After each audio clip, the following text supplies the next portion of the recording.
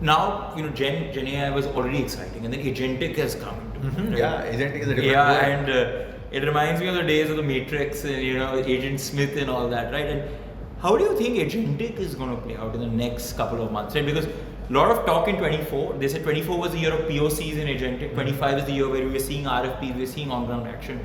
Do you think this is now not a fad anymore, and it's going to be there for a long time? Absolutely.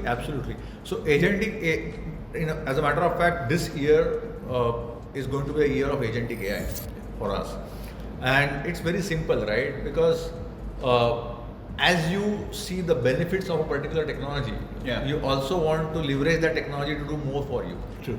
Right?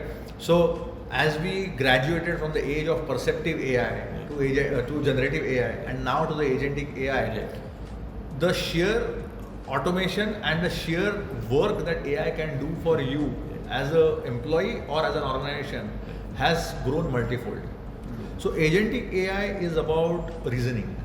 Agentic AI is about the AI's ability to solve complex problems by breaking them down into smaller steps. Correct. And then it is like each step is then offloaded to a different agent. Yeah. A specialized agent for that particular task. Correct. And then the key agent who is interacting with the user brings everything back together and delivers a task. Right. So I think the way I would like to put it is generative AI was about delivering you the ability to talk to your data. Yeah. Right. Exactly. And data doing or world knowledge.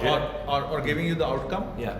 Agentic AI is going to be about delivering you a task. It is going to deliver you a task which is done by an outcome. An outcome of a task. Right? Yeah. So that's the difference. Sure. Agentic AI was giving you an interaction. Right. Yes. This is going to give you a task outcome.